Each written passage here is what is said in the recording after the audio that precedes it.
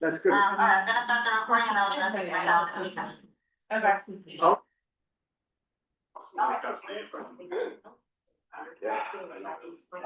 We're, we are live.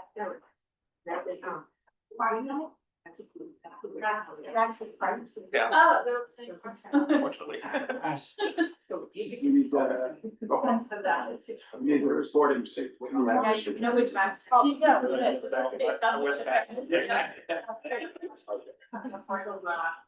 Recording is going. Yeah. Formal beginning of a meeting like this, the chair has to, speak the same old. Welcome to the Waterfront Parks and Environment Committee, for January 2026. We have MCB4 has a hybrid policy that can be found on our website. Board members are expected to attend the meetings, but we don't have anybody. Oh, Brad's on the line. Hey, Brad. Excused members and members of the public will be able to participate virtually. Members who are joining via Zoom must leave their cameras on. This meeting is being streamed live on YouTube channel and a transcript will be available. Welcome. We have, this is the first meeting in a couple of years that Leslie is noticeably absent. One of my objectives and our objectives is to identify a co-chair. In the meantime, it's my pleasure. I have asked at least one person, and that person is considering or reconsidering, and then I'll ask another. We'll get it done. If any of you have a desire to be my our right hand person, let me know and I'll ask you. That's one thing I wanted to get off my chest. The next thing I want to get off my chest is, I'm going to thank Max Goldstein, who, that's Max, for being a really good sport to fill in for Paul, who had another obligation. Earlier this month, I realized that we had a very light agenda, which is a good thing because I know you want to stay till 11, but I don't. Yeah. We've done that already. Been there, done that, especially with that 8-page letter that's an amazing letter that she put together. It's another thing I want to say that Leslie wrote. We're still tweaking it a little bit. So Max has stood in for Paul, who has another obligation, and we want to talk after he talks. I don't want to say much now because I want him to have the floor, but we should talk about who we are, what we want to do in the coming year, at least a little bit. With a light agenda like this, it gives us the opportunity to just brainstorm. But the main part of the agenda is Max Goldstein, who's going to. He said, "What should I talk about earlier today?" I basically said, "Whatever you want to." Talk about your to-do list. Great, let's, all right, so my name is Max Goodstein. I'm a landscape architect and an arborist by training. I work for the New York City Parks Department. Years at this point. I'm also a member of CB4, as you guys know. But you know, we are both members of city government, and that's the way I usually see community boards, right? So my job as the Deputy Chief of Staff for Parks and Manhattan right now is I talk to community boards a lot, all over the city. I'm talking to CB8 later tonight at 7:30. So honestly, any questions you guys have about parks, about policies, if you don't talk to Paul enough about this stuff, please, I'm here now. If I can't answer it right now, I'll come back next month and fill you guys in. But you guys are also part of city government, just like we are. So that's how I see it. If you guys want any actual updates, just ask a question. I have any update you want. But yeah, really just take this opportunity to talk to parks directly. So yeah. What is happening with the construction at Matthews Palmer Playground? Yeah, so Matthews Palmer, as you guys know, has had scaffolding for the past unknown number of years, like 6 years, right? 2019, really. So we reconstructed that park back in the 2010s, spent a lot of money reconstructing it, and unfortunately, a year later, scaffolding went up on the 46th Street side. And that scaffolding stayed out for an amount of time that's quite frankly unacceptable. That did damage the asphalt at the basketball court, which we filled in with asphalt, but cold patch, we want hot mix asphalt. So the repairs are still ongoing with that basketball court there. This is what happens when you have a mid-block park. So at parks, we're beholden to our adjacent property owners. And those adjacent property owners have every right to repair and do whatever they want on their facade of the building. The city cannot say no to that. So what we can do is we issue permits, right, to help aid in that process. And if they do damage anything, we have a recourse to fix it up. We can't really speed them up at parks because we're not DOB. What we can do is talk to DOB, we can talk to the building owner, but we don't have the same power that DOB has when, in terms of like stopping work at the building. We can stop work as it affects the park if it's unsafe, but not the building itself. So at Matthews Palmer, that scaffolding stayed up because of some issues with the finances, I think, at that building. They eventually finished the work and it does look beautiful. They reported the bricks. However, there was another building on 45th Street that also wanted to put scaffolding up. And we held them off, as we're supposed to do as a city agency. They said we cannot permit this until this other place leaves the park. So we held them off as long as we could. As soon as the other scaffolding left, we had no choice but to issue a permit to that other building on 45th Street. That building on 45th Street is also doing kind of the same thing, facade repair. They have stucco, they're doing some stucco work. That was put up, I believe, in correct me if I'm wrong, July of last year, I think. And they were intending to start work at that same period. They ran into an issue with their insurance, so they couldn't begin work. We check all of this stuff, but it was a piece of insurance that we did not check. And from this, we now know that we have to look at this, which we don't normally look at, but it's kind of a sub-insurance of the insurance. Really technical thing with DOB. Long story short, we made a constant communication with this building, kind of relaying, you guys cannot keep this up. Look, after you have scaffolding up in a park past 2 years, it actually alienates that parkland. This is not getting to that point, but there are serious consequences for scaffolding on parks. So they just started again this week, and they should take no more than a few weeks to finish this up. At which point they're gonna take away the scaffolding, the adult fitness stuff's gonna open back up, and so is the ping pong table. So, but the key here is the communication aspect. From the very start of this project, we outlined our communication goals with this building, which is very different than how we operated with the sign of 46th Street. So at 45th Street, it went a lot better in terms of communicating because we set that stuff from the foresight. And there's still stuff we could learn from this, but I think we did better here than 46th Street. Still not acceptable, but it's getting there. And Yeah. you visually seeing that Yes. work has started? Yes, Okay. that is confirmed. And our park supervisors know to check for that every day now. Okay. Yep.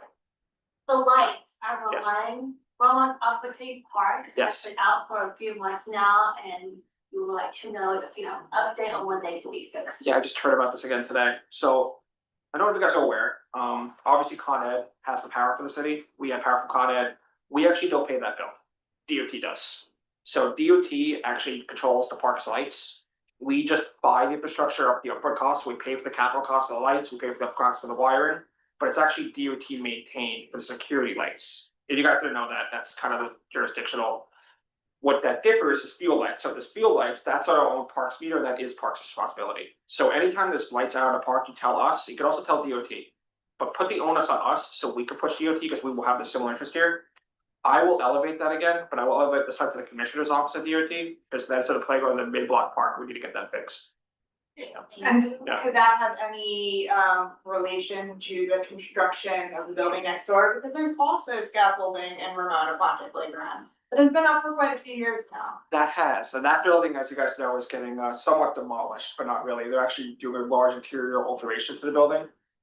That building owner has been very responsive to us. And they've actually indicated they want to make some improvements to the park too, which we're actively talking with them about, which is really, really nice for a neighbor to say. They don't have to do any of that, and we're not asking for any of that. But when someone says that, it means they care about the relationship with us, and it means they care about their neighbors. But maybe. And then they illegally demolished the building. Not Let's getting note that too. So it's not out of the goodness of their heart. They majorly screwed up by illegally demolishing the top floor of that building without a permit. For the record. You knew that. Cannot comment on that. That's a DOB thing. It's not his jurisdiction. DOB, Department of Buildings. Yeah, buildings. Thanks. I mean, as an agency, we all have these contacts with each other, and city government, I mean, it's a lot less scary once you start knowing people in it, which is why I like working for parks. Once you know who to talk to at parks, we're a much smaller agency than we appear. Yeah. Chris, Yeah. so we talked a few times last year about improvements at DeWitt Clinton. Yes.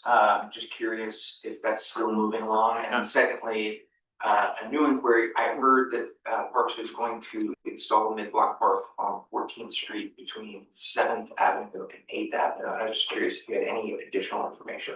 I don't know about that. I would love to look into that though. Is that Parks or is that Pop or? I think it's similar to Chelsea Green, that it's former city land that, and it could be inaccurate, which is one of the reasons I was asking. Yeah, no, I've not heard that, but Chelsea View is obviously a big deal because of this, because there was an HPD lot before, city-owned property that got turned into parkland. I have not heard about that, but I'll look into that, 14th Street, 7 and 8. North side, where there's two very large murals on the buildings. Okay. There's a lot of stuff going on 14th Street with the High Line and Gansevoort. I don't know if you guys heard about that at all, but Gansevoort, the High Line, there's a lot of stuff happening over there. Yeah. City-owned property again. But in terms of that, no, I've not heard of that. But DeWitt Clinton, yes, there was actually a presentation today. So we have a design process at Parks. The design process takes a year, quote unquote, which is normally true. Part of that design process, go through in-house reviews, basically talk with people inside of Parks. Do you approve of this? Do you approve of this? This is how you guys want it. Talk to our plumbers, electricians, commissioners. So a presentation actually happened today about DeWitt Clinton. And this presentation is a really good sign because it basically says the actual preliminary design is basically done, which then just has to go to our commissioner for her sign off. And after it goes to her sign off, it actually comes to you guys. And then you guys take a look at it. So you guys should be seeing that relatively soon. That's $6.1 million, the majority coming from the mayor's office and some come from Eric Potter's office. Yeah, but I think you guys will be happy with that. And again, if you're not, just say it to us because you guys can change stuff in there. Obviously, we're not required to, but it's very rare that we say we don't do anything. And the scope of this is again, the playground, like the splash pad area, the playground and the basketball courts. Yeah, the basketball court, the pickleball courts, the handball courts. Track. So not the track. Are you talking about Chelsea or? There's no track at DeWitt Clinton, it's just a field. Oh, the track is at Chelsea. Yeah, actually, back when I was the electrical architect, I did that track for $1.1 million. Replace that, but DeWitt Clinton, yeah, the bathroom's not included. The big playground, Erie Canal playground's not included. So this project is not really done yet. After this project, we still need to reconstruct some of the park. Yeah, it is. And also the fencing at that park needs to be redone at the field. Just keep that in mind. But no, this is gonna be great because not only does it provide a lot of new amenities and better amenities at this park, but it also helps us with our operations at this park, which you guys will see will be a big part of this design. Did you actually see the presentation or you just know? Did there happen to be a test solar light? So no, I know you guys are into this. So when we can show you this, when we can show you this presentation, say that to us. I mean, you guys can go down to Pier 42 on the Lower East Side and check out where we have these solar lights. And these solar lights are done in cooperation with DDC and DOT. And they're now our lights, completely our lights that are not connected to the grid and they just have batteries behind them. They're really for flood prone areas. That's the city logic behind these. So if there were floodwaters, it would knock out the electrical system, but the lights would still be on. So that's their reason for putting my solar like flood prone zones. So what's the sense so far, that how you feel with it? Well, it's not why would we do it, because that's obvious. You want to, save the environment, do whatnot, have lower carbon emissions. It's just that the reason we do LEDs right now are they're so efficient as lighting. And they're so easy for us to fix. I mean, I know it doesn't happen as much as we want it to, just because we're fixing all stuff all over the city. But it's a lot easier to fix a solar or a LED light than to fix the solar panels on a solar panel, plus the batteries add a lot to the maintenance cost.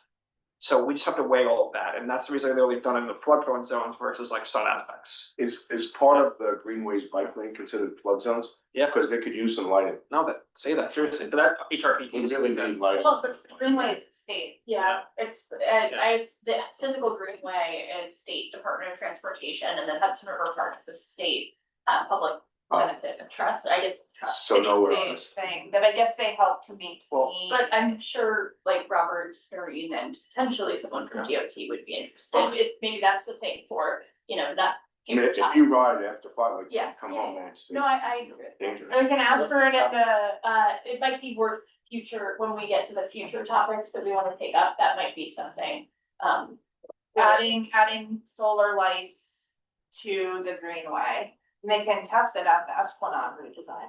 Yeah. I mean, that might be something that we wanna advance. Cause they do have to come back with like a final, they just showed us the conceptual design. They could even test it on that ramp and elevation that they're installing for the drill holes for the, Oh, like closer down by the heliport? yeah, Top of the heliport? Green Street. they're gonna be constructing that pretty soon, actually. There's a bunch of places, but there's some high traffic places that should be. You know, people commute now by bike at 5:30, 6 o'clock, it's dark. You know, there's some high traffic areas that you can't see where you're going. People are coming both ways. Yeah, and then there've also been a few like high profile like incidents happened on the Greenway over the past couple of years that perhaps could have been avoided if you had better lighting. It would be the most traffic bike lane And it's open at solar, to me, it's a perfect place for solar lighting. Have you seen the redirection? I haven't been there. Have you seen the redirection of the Yeah. Greenway at 29th I've Street? read it, yes. Is that it? It's, 29th Street. Yeah, the Gateway Project part. Oh, It's open for first. I don't know, I'm not sure if they've Yeah. done that, yet. I don't know if they got to Yeah. the point where they. You know, where it comes right in front of Sunset Studios. Yeah, That, at I've 50, been- like 50. That's 54, Yeah, yeah. something like that. Yeah. The 8th Street. Yeah, that's good. Does it make sense for a letter? It sounds like there's a brewing little idea here. Well, this is more just having ideas for like what we want to discuss, and a lot of these topics will have presentations. I was gonna say coming later year. in future business, but when you You said know, solar lights, okay. Yeah, So like the next- Esplanade, at Hudson River Park, they gave us a conceptual design, they have to come back with like an actual plan, so there's plenty of opportunity.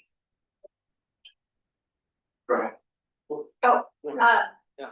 First of all, I want to say how grateful I am and how lucky we are to have you as part of our Whitney board. The fact that you work for our venerated institution as New York City Parks, but take the time to even come here because that's not your job requirement. Oh, it kind of is though.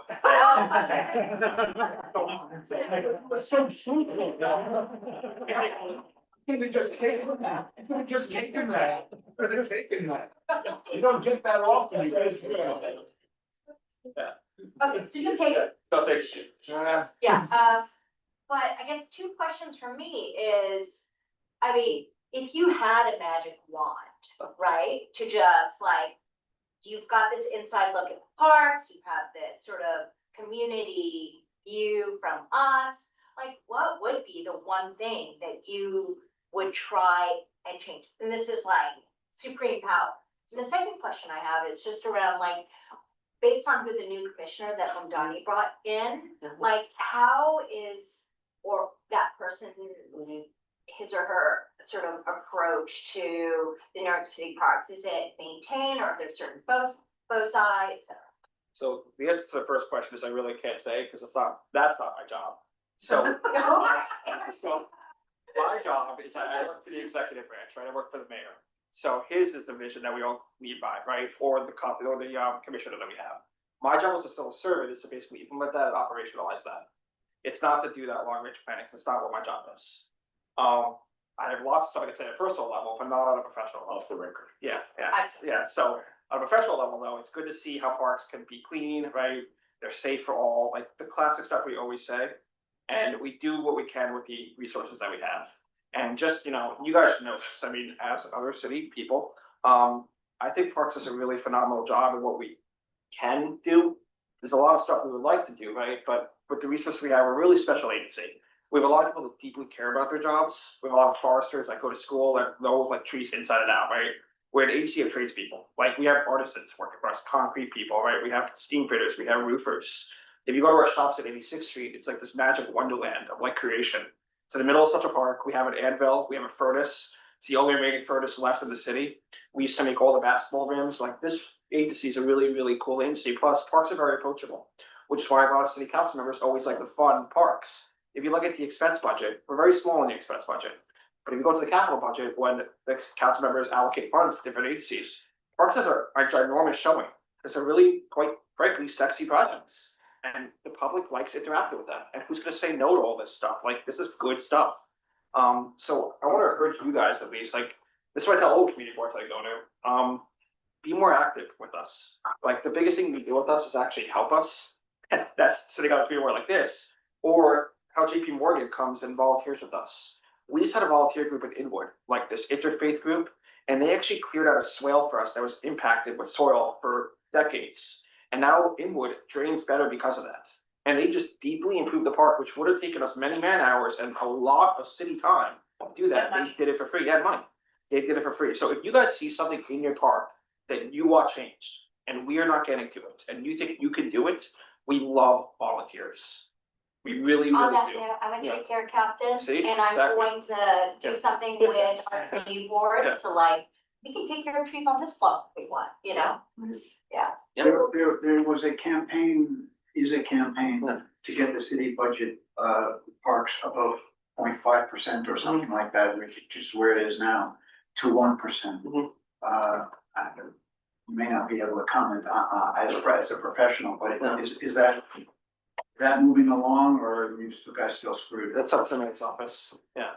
We don't do it technically, yeah. And Donnie has expressed an interest in the 1%. He will put out a preliminary budget at some point in the next few weeks, Yeah. and maybe we'll have a better idea. But you gotta get to the second question, that was, what's the vision? Oh, yeah. Well, Is there a new vision? well, there's a new, so we have a new sub boss, I guess. So maybe Okay, we got Mayor it. Rodani is our ultimate boss, right? That's how we operate, is our ultimate boss. But there's deputy mayors, right? So they're also our boss, and there's a new deputy mayor for operations. So you guys should look her up. I mean, so look what she's about. You can always address stuff to her too. If we're not doing anything right, if Parks is not doing their job, go to her. We're not supposed to be doing anything in the vacuum. You could foil anything from us. Like, you could ask a freedom of information request. We're not hiding anything. That's why I have two phones, because anything I do on my park side could be, public record. So if we're not doing something, report us, seriously. Wait, But- do you go to every community board meeting or just? No, only the ones I have to go to. So we have managers all across the city, and those parks managers are usually your first point of contact with parks, and that's how we like to do things, but when they can't do something, we're always in the thick of it, me and Steve and the commissioner, right? So we know what's going on as well. Like, after this, I'll go to CB8 to talk about another park there. But yeah, you can always contact us, you can contact Paul. But yeah, if you're not getting the answer you need, or we're not doing something as we should, talk to the deputy mayor, do it 301. Like, there's always recourse for this stuff, but you shouldn't have to get that far. It's talking, it's communicating like this that we really deeply encourage. That's why we appreciate it. Brett Pescarolo has been waiting. Yeah, my question, and Chair, we have spoken about this in the past. Central Park Conservatory raises all that money every year.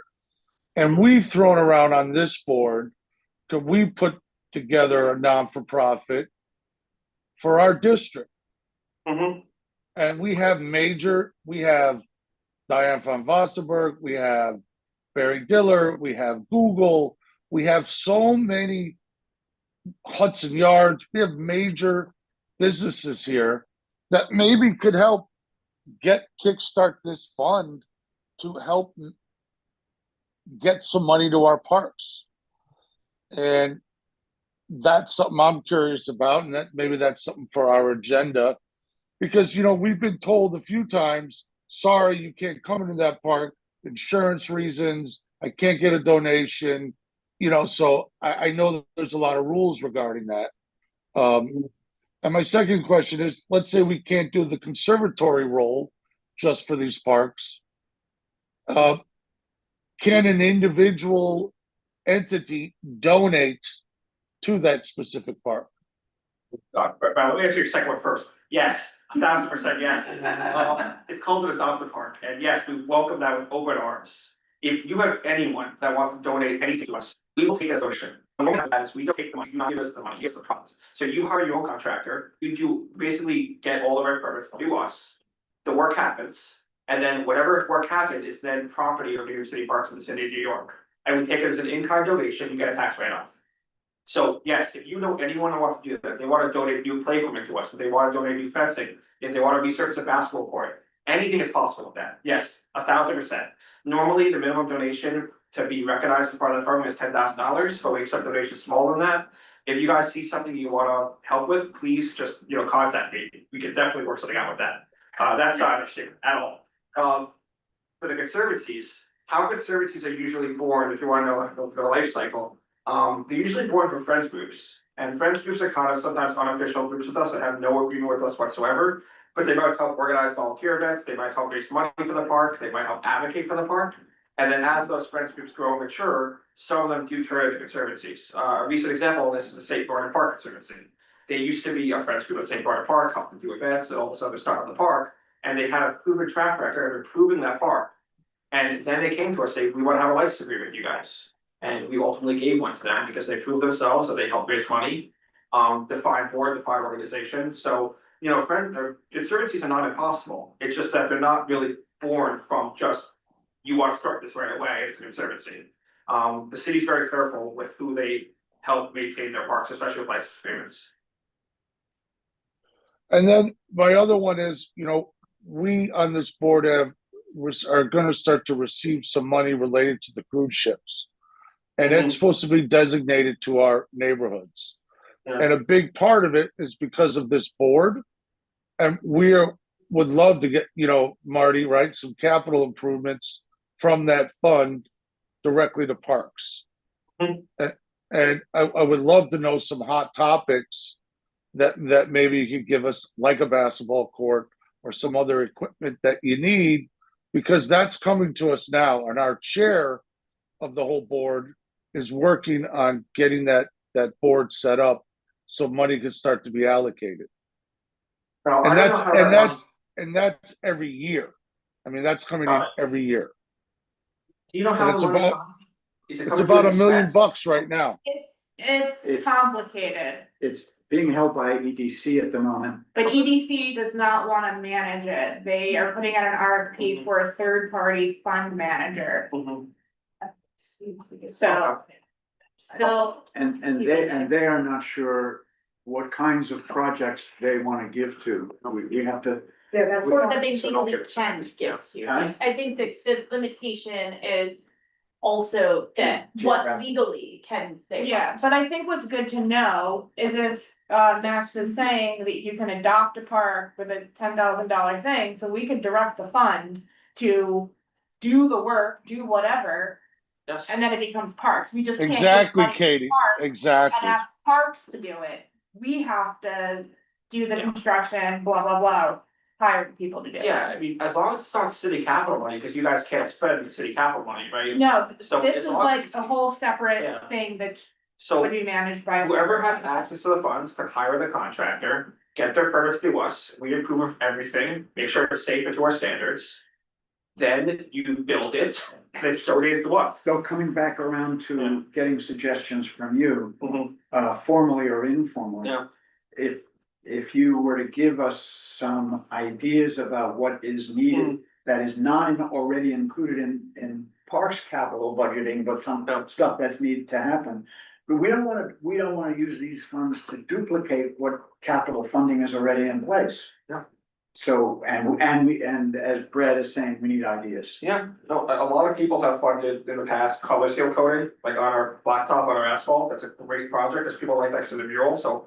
Project Backward is someone we work with often that does this for us. They help donate basically these beautiful colorful murals on our basketball courts and also color seal to protect the asphalt, that's fantastic. That's not super expensive, you can donate benches to us, you can donate literally anything you see in a park to us. And you're not really. So it is pretty incredible what you can do, and you know, in terms of liability, we talk about insurance is a liability, but ultimately it's a contractor's liability. There are mechanisms that we have in place just for this purpose. It's good to know. Yeah. Go ahead. Just to circle back, Yeah. for the public, anybody that may be listening, your comment earlier about how much you love volunteers. Yes. If a member of the public does want to volunteer, what is the best mechanism for them to do that? Great question. We have something called Partnerships with Parks. There is a coordinator just for this district. I will send you guys their information. It's also on our website. We also have a volunteer page, individual volunteers, corporate volunteers, it's all on. Please get in contact with us. Like, this is something that we love. Our parks cannot function without our volunteers. They're vital to that space. This is following up on some stuff that we had talked about with Paul a few months back, but it appeared that, Parks got more PEP officers. And, we were kind of curious, are any of them allocated to this district, or will they be in this district? What does that mean for this district? Was wondering if you had further details there. Yeah, sure, both will do. Basically, Manhattan is separated into two different divisions with PAP for us. It's Manhattan South, Manhattan North, right? And kind of 59th is kind of the dividing line. You're Manhattan South, so there's officers dedicated just to the parks Manhattan South.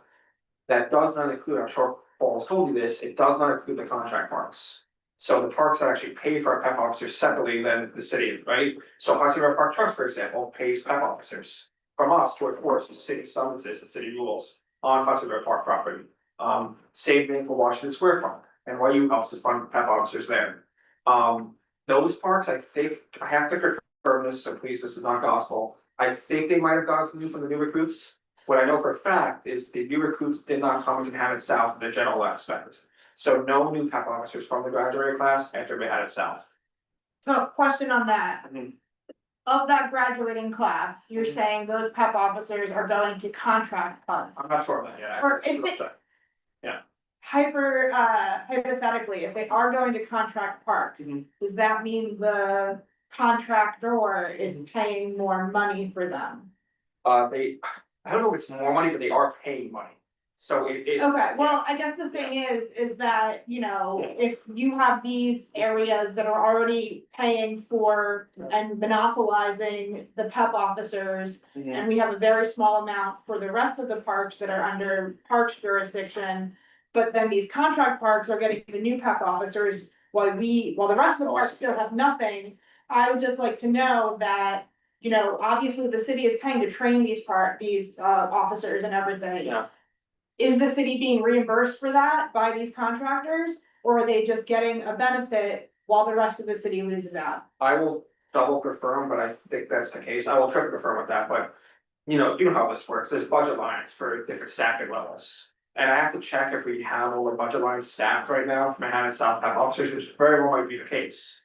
And all the other PEP officers go to the contract parks, but I know about the outer boroughs where they historically do not have enough PEP officers, but also. They got some people in this graduating class. So Manhattan is very well resourced within the Parks Department. Other boroughs, such as the Bronx and Brooklyn, are not that lucky and they have a lot more land area. So baseline, the budget, I think, I know what you're saying, but I don't know if we have any vacancies that we can fill, so I have to double check that, Got it. yeah. And just so that I understand, contract parks are like River Park, Yeah, it's parks that pay Washington money, Square. it's basically pay money to the city to have the PEP officers there, to enforce city rules. Okay. Yeah, And I they cover think I their just said- salary. yeah, oh, absolutely, They yes. cover their salary. Yeah, so the taxpayer necessarily isn't doing it. Yeah. And what you're checking is that you think Manhattan South's PEP positions are filled. Yeah, let me double check that. I don't know how much we have in the budget. I don't know if it works like that. Or typical staffing works. I don't know if they divide it, South and North. Yeah. But I can also have Pat maybe come here and talk to you guys directly, if that's something you're interested in. To have PEP come. Well, you did have someone from PEP. You had I think, phone. yeah, and he was on virtually. Yeah. Or he ended up being on his cell phone or something. Yeah. Yeah, I mean, that might be something to explore for 2026. Okay, yeah, let me know if you guys want that. More important would be to get more bodies in the parks in this district. That is to increase the staffing positions Yeah, increase our budget lines for, and I know you guys have had that as a budget request. Yeah. for a long Yeah, time. yeah. Mm-hmm. Yeah. Do friends groups ever fund PEP officers? Yeah, so we. Theoretically, We do, Chelsea Green. Yeah. Yes. yeah. theoretically, anyone could fund a PEP officer. We'll give you the cost and anyone can fund it. Interesting. Yeah. Wonder if the cruise terminal fund could fund it that That's last. something we should find out. It's a good idea, it's just like, what? But it has to be an ongoing capital expense. Yeah. Well, that fund is. I should find out. Yeah. But we don't do sidewalks. Oh, that's another issue. What's your biggest problem right now? Oh, God. Well, I don't know if I should, I mean, it's, Did I put you on the Yeah. spot? I'm sorry, I didn't mean. to do that. Professionally, not personally. No, I mean, I definitely wasn't going there. Exactly, no, in parks, I mean, we have a lot of challenges in our parks, right? Just in general, drug usage is a huge challenge of ours. And a very big challenge right now is we have a lot of people wanting to use our public bathrooms, but our drug users also like to use those public bathrooms. And when that happens, sometimes those bathrooms have to be closed. And that's very, very unfortunate. So there's a lot of stuff like that that are still not solved. You mean like permanently closed? Well, no, that's For a while. so, say, it's in our policy, so for example. If there's a lot of drug use happening in the bathroom, they might be shut for like a few hours, but reopened the same day. Oh, I don't know if you guys remember, but a few years ago, maybe 5, 6 years ago, at McCaffrey, we actually closed the restaurant for about 30 days in conjunction with the NYPD because the drug use was out of control then. Obviously, that's not something that Parks can solve, it's a much larger city issue, but that's a huge challenge of ours. Is providing like actual stuff for the public, such as drinking fountains. So we provide drinking fountains, and a lot of those fountains have metal basins. People might steal those metal basins, which they do, and then our blacksmiths and our shops guys have to make a new one. It's all these challenges, and it's partially why the sidewalk's not fixed in. The sidewalk's not fixed because they have other work orders to get to in the city that is a staircase, for example, St. Nicholas Park, that the treads are falling off, and that's an immediate safety hazard, so they have to go there and fix it. So that's a big challenge of ours, is having enough resources to do the tasks that we need to do. And this is not really asking for more people, it's just the reality of the situation. So to flip the question that I asked you, Yeah. that's interesting to hear that you have to close the restrooms because of the drug use and conflicts within them as a way of quelling those conflicts, really. It's not a solution, by any means, it's not a solution, No, but we don't want our staff to be in danger, which is what happens. I think we're all sympathetic Yeah. with that. Yeah. Think of problems that you have or issues that you have that Mhm. we could help you with. Yeah. That one we can. Well, look, I think, if you go to Conference Square Park, and talk to the community board there, We're, we we're have park. Tompkins Square. It used to be one of the most notorious bathrooms in the city for drug use. We just spent a lot of money to renovate that bathroom, and honestly, it's kind of changed the public perception of it. So we find that when we do renovate parks, it breathes new life into that space, and people start treating it a little bit differently. If you go into that bathroom, it looked like a prison bathroom before, it looks scary. If you go in today, it's gorgeous, seriously, go in any day or night, Tompkins Square Park. the northwest side of the park? Yeah, exactly, kind of in the middle, yeah, so we're hoping that when McCaffrey goes into construction, which we have $13.5 million, thanks to the MSMX, the Midtown South rezoning. Part of that project is going to be the bathroom, and maybe siting it instead of back in the park, they put it in the front of the park. There's design solutions to some of this. But yeah, people start treating our parks differently once we do something with them. Makes sense. Yeah. So Yeah. that's an interesting answer. I'm trying to probe your mind for stuff that this committee could actually be taking on that will help you with parks. Yeah, I mean, accurate reporting is huge. If you guys see a need on the ground, don't just ignore it, report it to us. And we tell those people, they think it goes for this void, it really doesn't. Reporting to us is better to pick up the phone No, and call yeah. you. Yes, and don't just 311. ignore, yeah, call 301, call me, it doesn't matter, but call 301, that's the best bet, because it's automatic reporting. When you call one of us, we have to put it to our tracker basically, but call You can 301. also report online on 311, there's an option for syringes and parks. Yes, so a lot of your staff that work in your parks here, if not all of them at this point, are trained in needle pickup. And that's something we have been doing, we would basically make our parks safer and better, but reporting is so important, so that we can allocate city resources and do something about that issue. Kind of what happened to Washington Square Park in the northwest corner of that path. That was a notoriously dangerous path that people did not like to go on. It was overrun with nefarious uses. It got a lot of attention because people advocated for it, and now it's a lot better. So there's a lot of different stuff we can use, and it usually involves other agencies, but it's possible. You said Washington Square Park, it's a lot better. Did they renovate it or did So they? what happened there is more attention was given, people would not, for lack of a better word, shut up about it, and that's a good thing. You have to talk about something, Yeah. you have to keep bringing it up, talk to your counselor, it doesn't just go to a void. Stuff like this, like community boards, like if you guys truly see an issue with something, the more you say about it, the better, because then NYP can work with us, we can work with DOH. And we can do like multi-agency operations at these parks. Illegal vending is a huge issue around the city right now, and especially in CB7. We did a large vending operation in front of a museum there, and that was with the away sanitation, us, and it's now cleaned up. So yeah, reporting and talking to us is just key. So that's why I like talking frankly to you guys. I talk about this every committee board. But I feel like talking frankly to you guys, so you guys understand our challenges, makes it better for us. Yeah. Well, we appreciate somebody coming in here and speaking real with us too. We're pretty good at recognizing bullshit. Yeah. On the whole, parks are really nice. No, yeah, no, they They're are. great parks in the city. They are. And your street. We only pick on the bad stuff, we don't like really talk about the good stuff. Yeah, please, if you guys want help with our street trees even, I know people aren't street tree care cabinets, we have programs for this. I mean, there's just so much you guys can do for parks. Just as we can do so much for you guys, but it's such a good sort of effort together to make it better. I'm sorry, what is it, a tree captain? Tree care captain, yeah, it's to take, I mean, street trees are like orphans, cause they're not meant to be alone, and obviously you've got.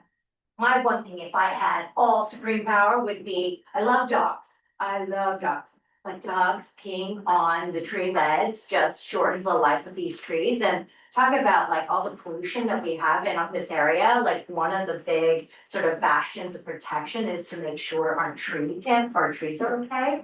Anyways, so yeah, it's worth, long story, yes, it's all the trees, and nobody really officially takes care, I mean, there is, but. We have crews in-house, but we don't have enough crews in-house. Exactly, And- to take care of the millions of trees. We'll give you access to fire hydrants, like we can do so much for you guys. We Yeah. can literally give you a fire hydrant access key to help water our Pools. trees. Oh, wow. Yeah, So. Great. So do you want to give a report, not now, but some other time on your work as a tree captain? people want to hear about it, but Yeah, we do. Yeah. Oh, no, that's been a priority of mine for a long time, but I just didn't know. I used to say, you know, you have these big plans to plant 1 million trees, and I said, I'd rather plant 500,000 trees than take care of what we have. We don't take care of what we have. I mean, in other countries, it's like a priority to keep the trees beautiful and healthy, and we do not do that at all. So, I We think, yeah. water the new street trees on 10th and 23rd, 24th. Our building, we do. I got orders to go out, they go out. But it's not an Great. organized. They take it's not the an hose. organized- They go on the side of the building Yeah. and It needs to be an organized effort, and it stop traffic. There has to be an awareness level. I mean, people They think don't it's know. fun. They Yeah, see that's the terrific. trees on the street. They go, those are your trees, take care of them. no, it's not automatically assumed that someone's taking Right, care of right. that tree. So That's like I what, applaud you, I would like to help you, and I just, you know, again, it's one of my things, all right, stop planting, let's take. I mean, certainly just picking up the trash, you know, so that it's just not blocking, you know, water or light, right? But then, you know, weeding and mulching. Yeah. You know. The last few minutes, we've been talking about various aspects of what people can do to help on various issues, whether it's reporting stuff that's going on in parks or tree beds. And we're talking about some kind of public education. I'm not a public educator, but maybe that's something we should talk about, how to accomplish that. Well, I'm also talking for years, we finally did an our block association, I notice as I walk around, everybody does, you know, don't pee here, you know, curb your dog, everything. But it's, signs again, don't- it's not a unified umbrella program, everybody does it, you know, in The their own damn dogs backyard. pee on the don't pee on the tree sign. They what? Yeah, Damn I love dogs to pee see on the trees. don't pee on the tree sign. Yeah, but a lot of people don't, you know, they think it's for everybody else, they don't think it's for them, you know, nobody else should do it, but they can do it. You know, I mean, forget the tree beds, I mean, just yesterday I saw this very well-dressed woman, she's walking down the street with the dog stops, does his thing, and she leaves, I said, you have to clean that up, and she said, oh, I don't have a bed. So, I mean, what are you gonna do? You know, so it's either a tree bed or it's on the street. People either uneducated or don't care, I think it's for everybody else, but there should be some sort of a public service announcement things. Eric did try it in our neighborhood, you know. He had signs up, but it didn't last long. Yeah. Didn't penetrate, If we could, but we should do more. just to kind of build on what both of you are saying, as well as, you know, Max's comment earlier, maybe it would be useful to plan for this committee to host a Parks employee that presents for 30-45 minutes on all of the programs that are available for you as a community member to support your parks. We have just a guy to do that too. Oh, I love that I was just gonna idea. ask what other like programs are there, like There's this so tree many. out. That's what I don't know about Even that, so, trail, yeah. if you're passionate about trails, like Okay. cleaning up trails, etc. I love the idea of, Yeah. can we give block association, at least the ones that our community has contact with, and start to assign to say like, hey, you're also explicit, just to make explicit, like, it would be amazing if you guys can own this block of trees, you know, and what that ownership looks like is, you know, Well, yeah, we X, Y, Z. we have a volunteer corner, which we should definitely put you guys in exercise. We should have them talk to you guys. It's the partnerships of parks, it's like it's the volunteer arm of our organization. They would love to talk to you guys about this, and we have like shovels and free mulch, we have all this stuff we can give you guys. Like we have tons of mulch. Like we have the Chelsea Bowling Club that takes care of the parks, so they could go to that and get tools, because they use their own tools from their. Oh my God, yeah, we're organizing a volunteer They day. could work together We're with. organizing a volunteer day, basically pull staff, they'll pick up shovels from our storehouse. It takes care And we can drop some mulch for you guys for free, we'll charge it, and that's it. I don't know, well, we could find. So we could go for you to identify that, Yes. so she. Oh, yeah, absolutely. I would love to give you guys mulch. We have a huge pile of mulch right now on Rivers Island, so please. You have more now, the Christmas trees. Oh, yeah. Right? Oh, actually, Mulch Fest. Mulch Fest, when's Mulch Fest? Go to Mulch Fest, go to Concord Square Park, check out the bathroom, go to Mulch Fest, get a little bag of mulch and, you know, When is that? When it's is it? this weekend. Yeah, it's gonna be, but go to it, we're still doing it. Eric's speech at Lunch Fest was pretty hilarious. Oh, were you there? I watched the Square Park. I wasn't there, I watched online and it had all the right dad jokes, it was great. He's a great supporter of it. A couple days ago. I mean, unrelatedly, I like, this is, I think, one of the limitations within parks, because they are like physical, like their green space is preventing like rodent burrows and just like mitigating rats within parks. Yeah. I mean, it's hard to just visit really any park at night because you're like, oh, I'm really stuff like that.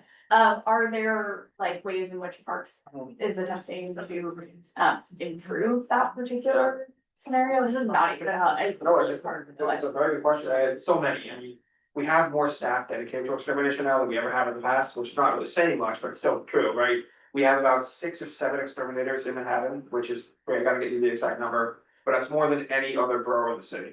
Not, no pun intended. And then we are containerizing our trash. So before, we just set out trash bags. What you guys will see in the clip, the presentation, we do show it to you guys, it will have trash containers in there. Basically, it's rat-proof containers, that's metal, and it will let the garbage juice leak out, so it won't stick. But yeah, we're trying to containerize more, do more extermination, and rat-proof in certain conditions. So in our new dog run facility, for example, we do this very large and deep concrete curb, so the rats can't go into it. So we try to rat-proof where we can, but the most important is garbage pickup, and that's actually a huge effort. You guys are not in the rat, I think I said this the other, maybe last time I was here, you guys are not in the rat mitigation zone. Rat mitigation zones are key to helping get rid of rats in the city, because it really has all these different city agencies or resources. You have to have a lot of rats, I mean, a rat mitigation. Okay, so it's good. Yeah. So I'm happy. Or be that. You guys go to rat, Nation. we have a rat You're tracker. gonna have the most rats, so. Can we see you guys? Maybe, that could be, but, you should guys go to the rat tracker, that we have on the public dashboard, it's pretty cool tracker. A rat Is it trap. a parks tracker? I think it's publicly available. No, I mean, is it Oh, like no, on it's the parks website? It's DOH, I think. Okay, Yeah, okay, yeah. yeah. I think it should be say, I think she hears us. Janine, are you hearing us? Yes, I'm on. Oh, good. Oh, nice. Can you bring Marion Fisher over Yeah, give me one. so she can speak?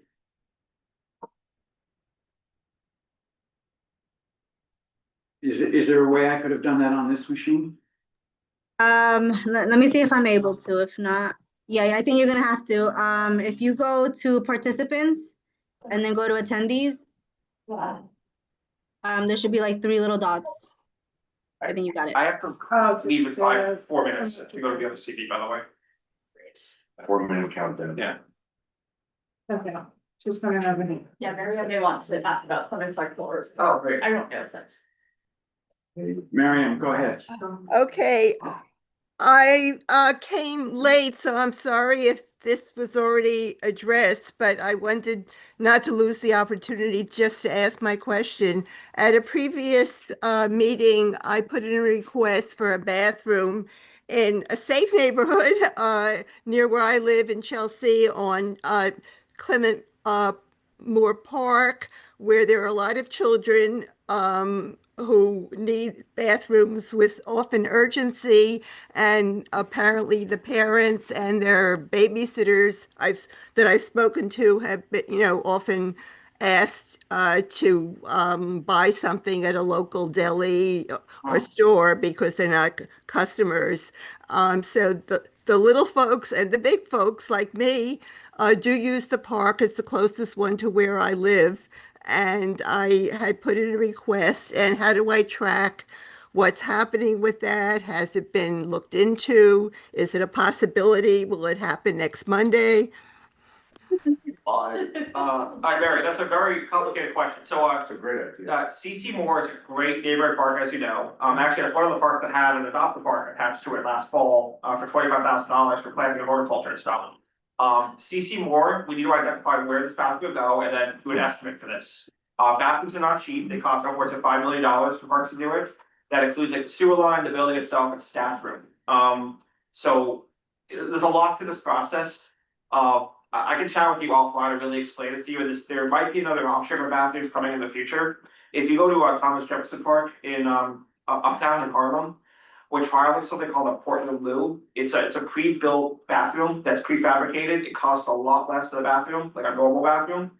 It looks like it belongs to the Netherlands or something. We're still seeing how it works. But if it is successful, we're gonna expand that out basically citywide.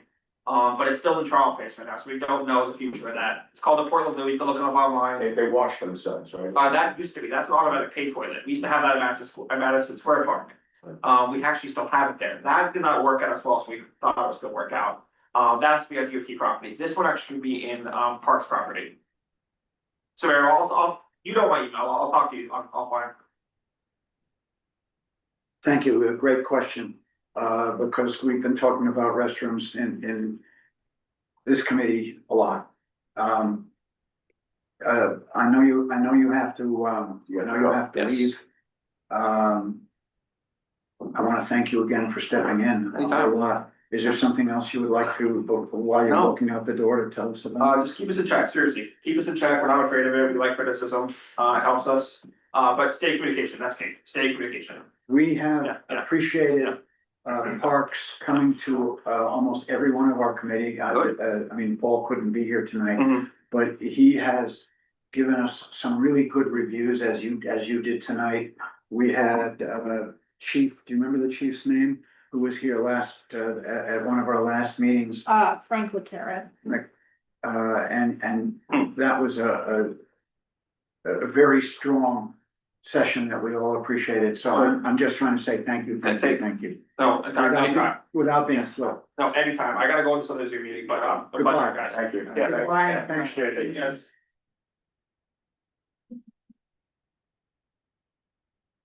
So, we did some of what was my agenda for tonight, that is talk about what it is that we should be doing in the coming year. I've already said, and I solicit, I mean, Leslie's the one that has to make the decision as to who the co-chair is going to be. Let me know if you want to work as it ain't hard. You're actually doing a good job tonight. What are our priorities? Let's just rethink a little bit. We did a good job on parks now. We did a bang up job on that cruise terminal. Brad was bending my arm yesterday. I'm sure he's hearing me. He was bending my arm yesterday to call it a transportation hub. And I decided in revising the letter that the transportation hub is, I put the language in the letter in the first couple of lines, because he's right, it's not just ships that are coming in and out, it's ferries, maybe a greenway, certainly trucks, buses and trucks. So it is a transportation hub and I'm taking him seriously. I think the idea is right, that we should be advocating the cruise terminal as a transportation hub. And EDC will do whatever the hell it wants. I've given every one of you, except Ella, one of these documents, so that you have some nighttime reading. And now I don't have to carry any. I got one, that's my main Yeah, you purpose. must have got one yesterday. I got one next time. Yeah, I think everybody in the room has one. They gave it to me yesterday at the meeting. I think they wanted me to distribute it to the board members, but I should have had them. So I open the floor. I saw your hand and then your hand. I think we've taken on a version of this topic before, but it will become even more highly relevant as we move toward initial enforcement deadlines. But we have a lot of both building decarbonization goals within the city, and it might be helpful to have the city, it could be someone from the Department of Buildings, offer more information about how to comply with these upcoming deadlines, what they mean, and then energy affordability has become a like pretty big issue. I think Brian brought up a question specifically about the cruise terminal yesterday, but well, there are large infrastructure projects. What do they mean for the future of energy supply and energy affordability? NISIO, I am now forgetting what the acronym is, but there are government entities as well as research organizations that have talked about grid reliability and electrification. I think it would be useful both as a public service, but also as I guess a organization that is a quasi-government entity to have stronger connection with like the process of electrification that's happening here on the west side. Are you talking about having somebody, don't let me twist your words, I'm just trying to interpret what you're saying. Somebody like Leeds, or what was that building, viable building, it's not the right name, there's another organization that works like. Passive house, passive. Like Leeds, no, the building certification stuff, and I'm wondering if that's in or out of our bailiwick. If that could be within it, I mean, we are looking at actual enforceable, I guess, decarbonization goals for buildings, and so there may be individuals from either the city or I think it's the Green Buildings Council, which is the like quasi-government, well, I guess it's a nonprofit entity that is supporting some of these goals in a technical sense. Having more information on both what this will look like in practice, what does this mean? Like, if the city is actually going to pursue these, the enforcement of these goals in the future, I think there is a service in learning more, and to the extent that we can either advocate for, it could be like the enforcement of these particular deadlines, or if there are issues with them that might negatively impact affordability to. You're talking about the deadlines of local law 97, and It could be local law 97. there's another one, Yeah, which relates to the like new construction. yeah.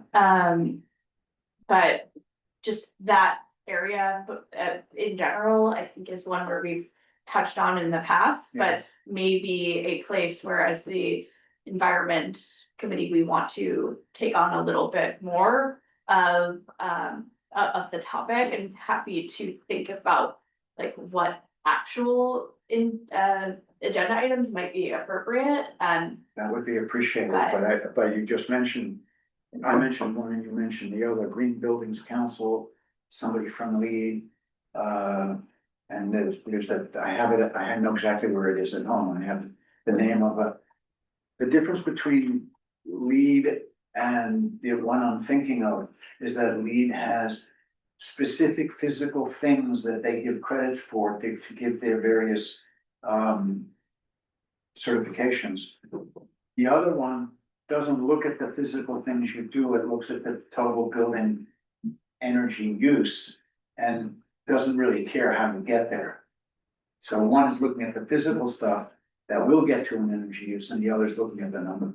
And these may also wind up being helpful, because as we wind up looking at different capital projects and being able to opine better on those as like a community. Like when we get a alert shoved at us from one of the other committees, the section on environment would help us do this better.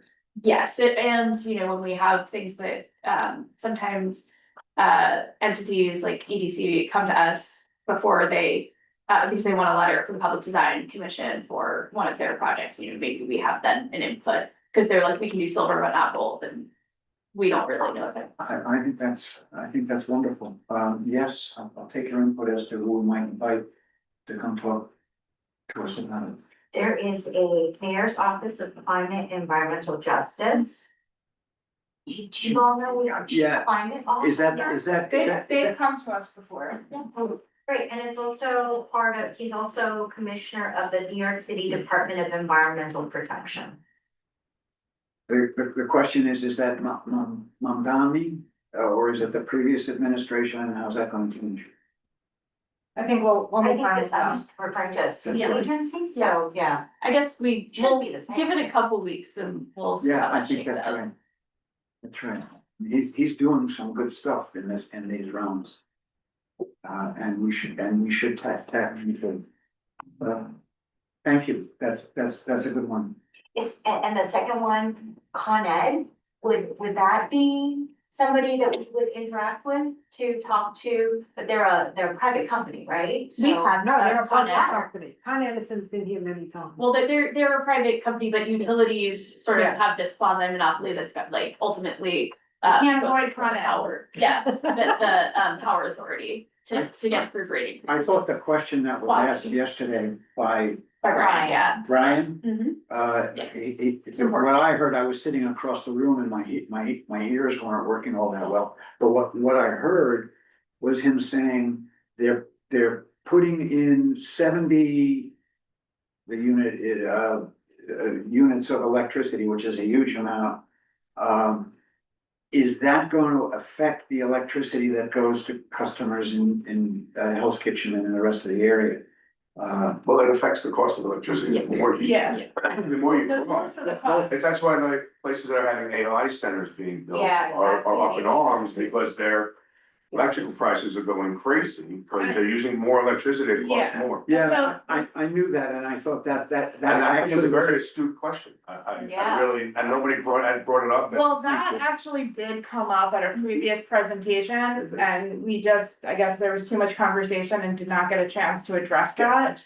But EDC did say something when they were talking, when Leslie asked about the load letter, Con Ed was asking for the power cost or something not to have like a surcharge to it, and to be like a common use or something, which I think is completely wrong. This isn't a traditional use, there should be a surcharge It should for be. having the, Yeah.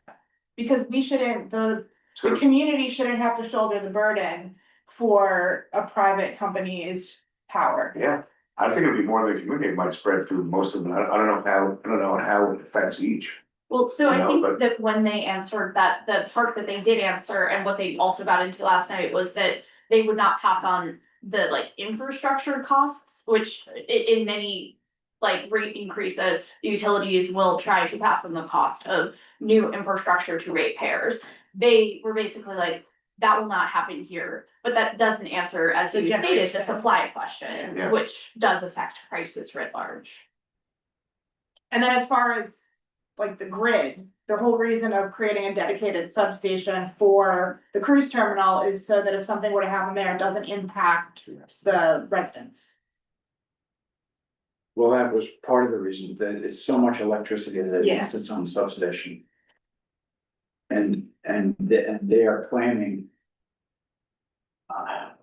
that they can't put in the electricity, the shore power until they do more build out. And I agree, and Brad is Brad has done a good job in making noise about this, but I agree with him that it strikes me as, why? If you get the power from from 11th Avenue to 12th Avenue, why can't you put in a temporary substation while all that other stuff is going on? Your project is so large that they should be able to do that. And I And think, what was their answer? I think we should continue to push. You know, for that. what was their answer? Why can't they? That's what we've been asking all along. They We've been kept asking- saying, they kept Huh? saying that they don't have the space on the pier. And now with the other berth closed, that's simply not the case. They have room for temporary. I missed my hand yesterday because it's my fault. And then the other thing is, you know, congestion pricing's been here a year. It's for environmental reasons. Our community has not received $1. So why can't some of those funds help out this project where we're being polluted? So, you know, Marty, you're so right.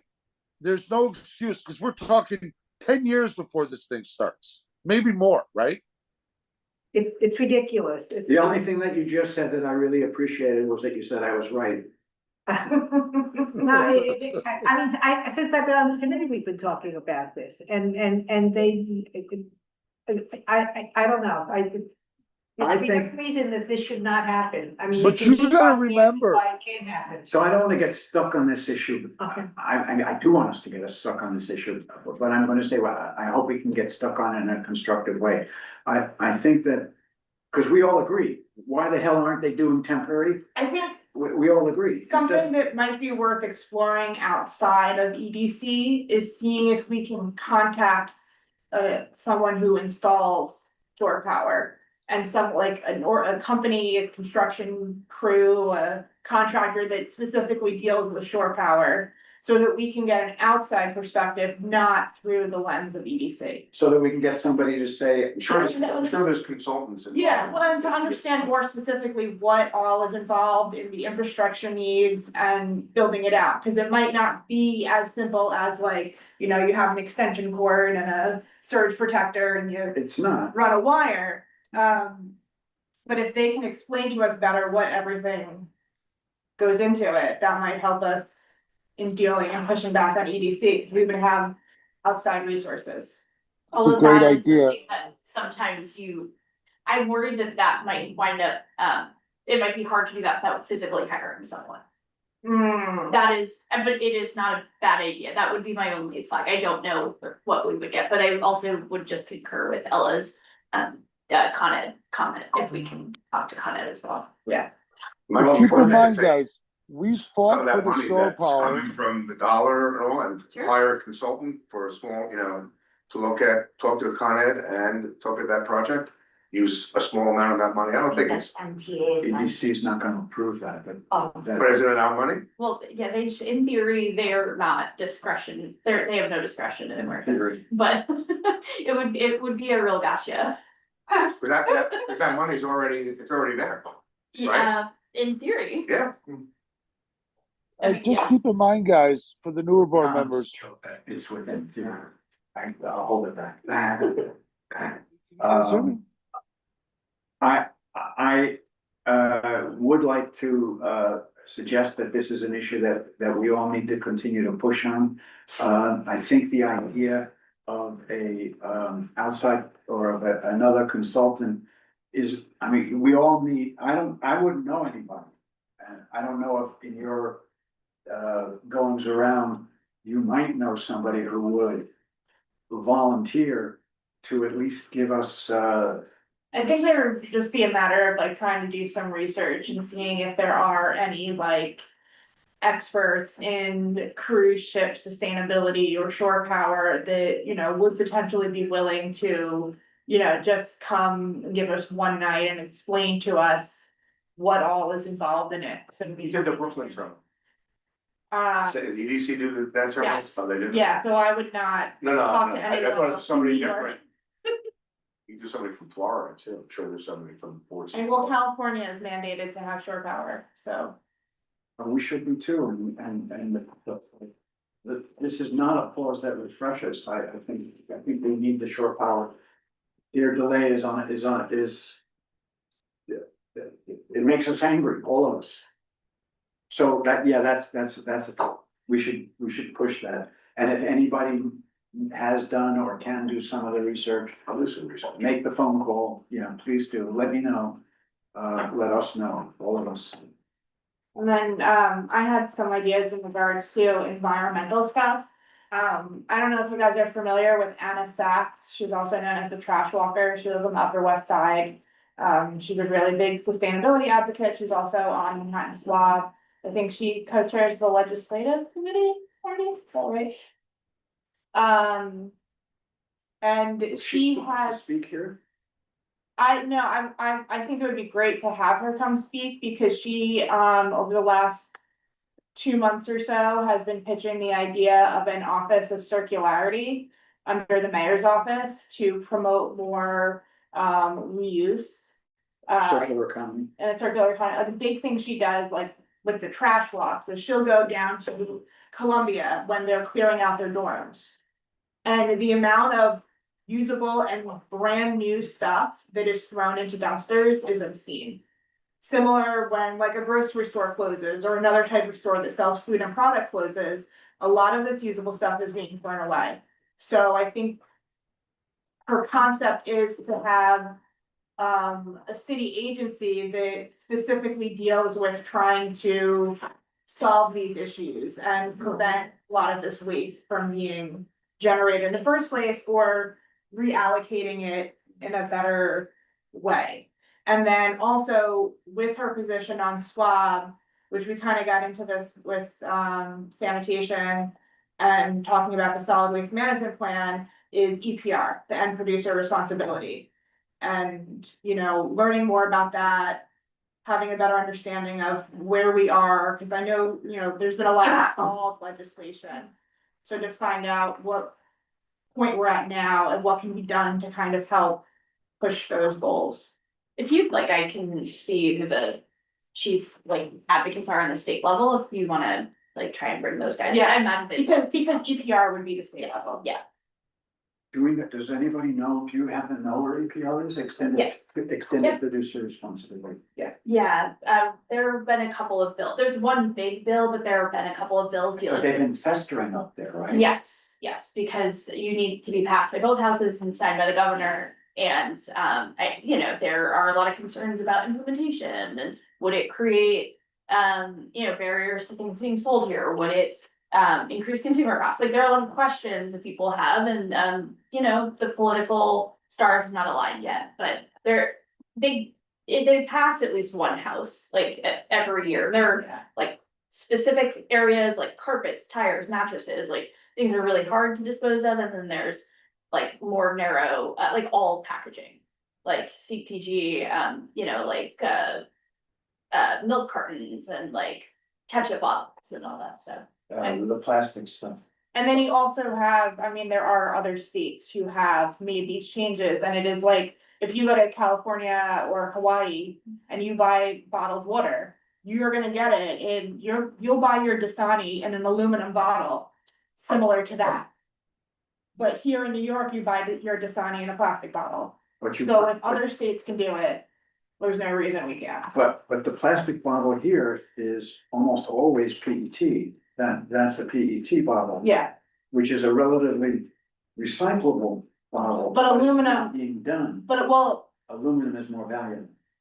I wouldn't say, if we are gonna recycle this is a residential building. If we were to recycle the PET bottles here, there will be an after use. Because of New York City's residential recycling and everything going to, one designated facility. It's very different if it's commercial.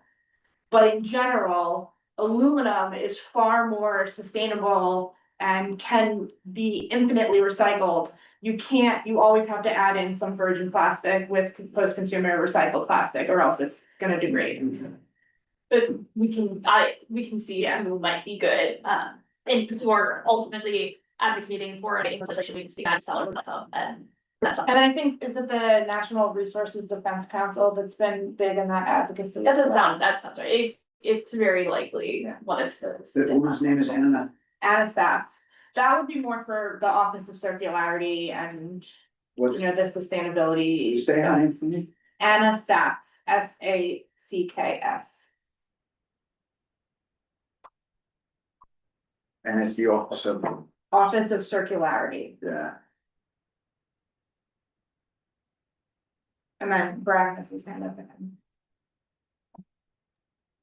Brad, go ahead. Hey, Marty, yeah, I brought it up earlier. I'd like to have somebody come in that's from the mayor's office to let us know about they just had their 1 year anniversary for the congestion pricing.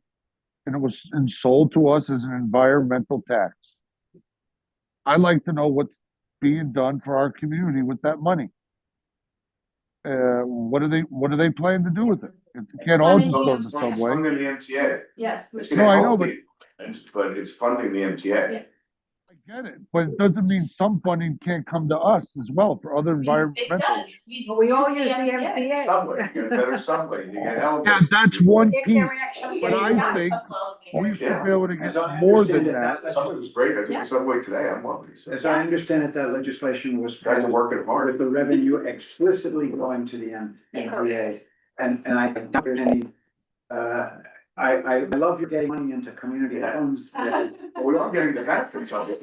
You're getting the money in. Well, I assume that subways will run that. There's less, and there are less cars coming in. Yeah.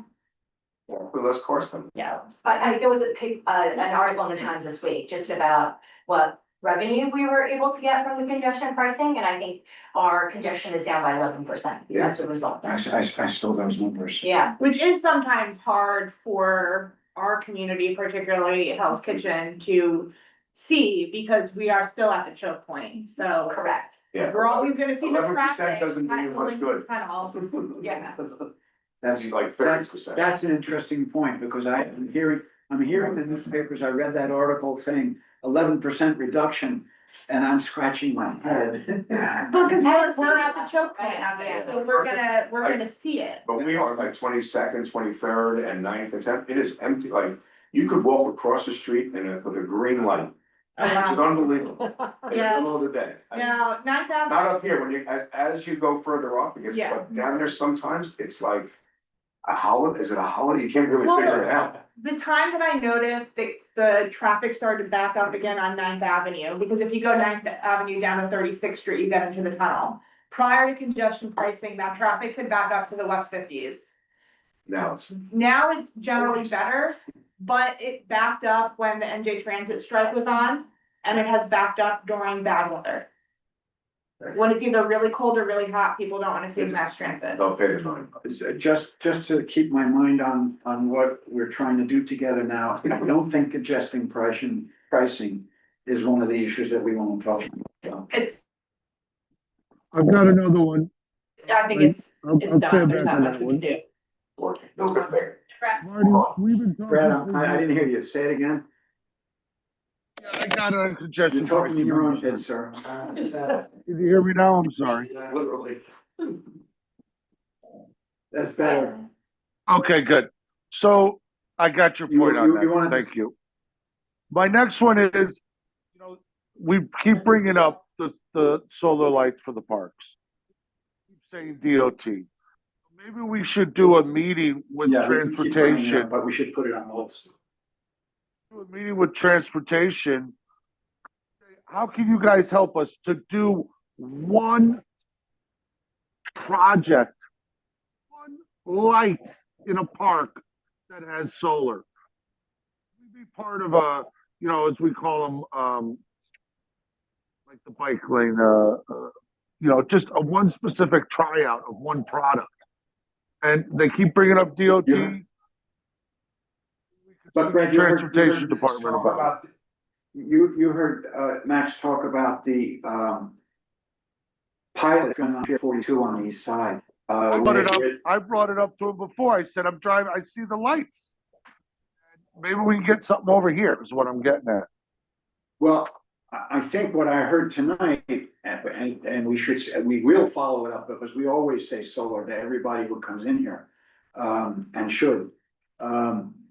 I think Max said that they're still in the pilot phase of the Pier 42, correct me if I didn't hear it correctly. And we should be pressing both Paul and Max for whatever follow-up is happening on that, because I can't imagine that isn't gonna work out, and if it doesn't work out, then we have a whole other set of questions we need to ask. I think to Brad's point, I don't even know if it's a meeting, but just inquiring with Christine and Jesse. If there is something that we can ask of state DOT, or if that is so crazy or like unworkable that it's not worth pursuing. Yeah. But to Brad's point, I mean, it's not like, could you talk to Jesse and Christine or anything? Well, and an ideal project, if there is a lot of overlap between the committees, is the Agreed. Esplanade. Yeah. Talk to them about specifically saying what. About the use of potential solar lighting on on the Esplanade. And so this may be, Well, what I'm hearing, Brad, this is Ella, I don't know if you can hear me, but just from the few times that we've mentioned it and I've sat in the meetings, and the response has been that solar lighting, just given its limitations of just like battery storage, when there isn't enough, like weather-wise, enough sun, and then the maintenance of it has made it really challenging, and the cost of maintaining it for our, like government has been the problem. It's not that they haven't considered it, Brad, that's what I'm hearing. It's not that it hasn't been piloted, it's just right now, it doesn't sound like it's ready to scale. And for me, it's like, just to say we got a pilot in our city with solar, if it doesn't make sense, like, for me, what I've heard, I just don't know if it's correct. It just doesn't, it feels like it's not something that's ready to scale I think you're. or appropriate for My gut, us. my gut says that you're partially right, that they haven't done enough piloting of it. But I don't think they would be piloting it at all if it weren't for groups like us that are pushing them to do it. They have to try, they can't say no until they try. and the place I think Max got, where it might make sense is in areas that are flood prone. And so that is where the concept of the greenway came up. While this may not be appropriate, the inland parks, because cost and maintenance and all of the things that Ella brought up, that if they're ultimately, as Katie said, redesigning the Esplanade, and the Esplanade is in the flood zone, or the floodplain, does it make sense? And is it possible? And the answer may be no, but Yeah, find out. it Yes. is. And I'm sure Brad had solar lighting when Hudson River Park Trust was here, so. Oh, and Are they doing, That's the Esplanade project, so it's the area, I think, south of the cruise terminal, like by Pier 84. between 29 and Yeah. 35th or Yeah. so streets? No, it's up all the way up to 43rd. 29th to and north. Start to 29. And the trust is talking about putting in solar. So no, they did a conceptual design thing with us based on all the stuff they heard from their community meetings. And they do need to come back with an actual like finalized plan, but I'm pretty confident at that meeting. The concept of solar lights was mentioned. Just because it's been mentioned to the park pretty much every time they're doing something. Right, So they're well aware of our Right. interest. right, there should be. But when they come with a design, we can reiterate. And the other thing, just while we're on Hudson River Park, the bathrooms at Pier 97 are not open No. because they were waiting for a permanent certificate of occupancy from the fire department, and that's why they can't open. I don't know if anything has changed. The last I heard about this was maybe a few months ago because someone set the porta potty on fire and it melted into a heap of melted plastic. And so I asked about why, and that's when we got the answer that they just don't have, everything's done. It's all been looked at and approved. They just don't have the physical certificate of occupancy to be able to open. So I think we really want to make sure that that is done by spring. Like, there should be no reason that by March 1st, that's not sorted.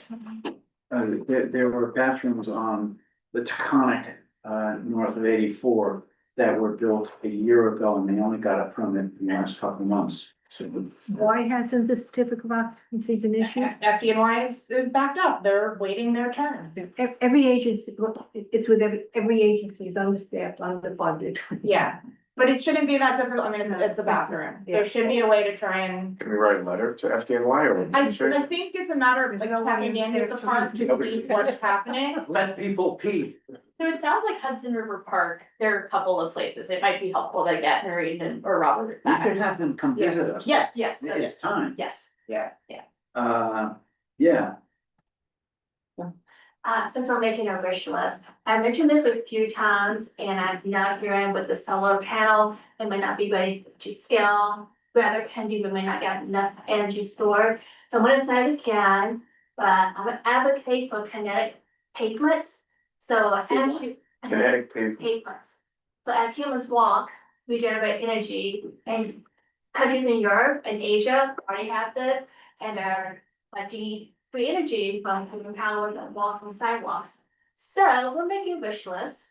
I would like to maybe add that in there as an alternative to solar power. We are weather dependent. We are a walking city. We have millions of people every day walking everywhere. So if we can even turn a small part of it into collecting energy as a pellet, maybe that's something else we can think about as well. Is there somebody you know that can come down and talk about it? Cause I'd like to understand it more. I would love It to, sounds like- look into it and let you know, but Yeah. most of these companies are Asia or European based. They can come on Zoom. That's true. That's true. It'll be morning time for them. Or No, in the middle of the you night. can't Go anytime, believe me, Evelyn. We've talked about It's it. I interesting. love the That idea. sounds- We've asked for the High Line to add it. We asked for Hudson River Park Trust to put in some parts in the past. I know there was almost like an art installation that was run off of foot traffic that was done in meatpacking. So I love the idea. I would love to add that to the agenda. We've tried in the past, and I think we should look at it again. Startup cost is more pricey, but it's like solar, it's Right. pricey to start it up, and then once you Yeah, have it going. you gotta then spend you money to put get the down, benefit, finish right, yeah. Sustain itself on board. it sounds like that, to me, I'm just listening now, that one of the things that we might wanna do sometime during the year is have somebody come and talk with us, not just about kinetic pavements. That, Brad has had all sorts of weird ideas about windmills. And also turbines in the Hudson River. And that's another thing that, and you've suggested it too. That we should have somebody who is good at all of these alternative electricity producing That's what we should devices say as to the cruise appropriate terminal, for make it a a situation, yeah, for the cruise terminal. Get rid of the cruise terminal and make, put windmills You there just put windmills on the roof. and generate. Well, don't, I mean, hold that thought, I mean, don't let it go, because don't forget the cruise terminal is, or the transportation hub, thank you, Brad. Is in a very early stage, and we are going to see many more conversations about it where that issue we should be raising it. They, to their credit, they have been relatively receptive to our ideas. But they are so early in their design stage that being receptive to our ideas doesn't give me a whole lot of confidence that they'll take them. So I think we have to keep pushing. So in my notes, I have, energy alternatives, including kinetic pavements. So, Are we still in the brainstorm? oh, yeah, we're always in the brainstorm. Okay, I just three things, and I've talked to Roberta about one of them, but three things. And so whichever sticks or is interesting, I'd love to hear. You're throwing mud against the wall. Yeah, that's what's actually happening, but dry cleaners throw out a tremendous amount of plastic in, the sheets where they cover up each item, like, a shirt, etc. And I was really hoping that we could pass some sort of legislation where it wouldn't be an onus to these small businesses, but it would require people to get or have optionality to pick up their dry cleaning in their own garment bags.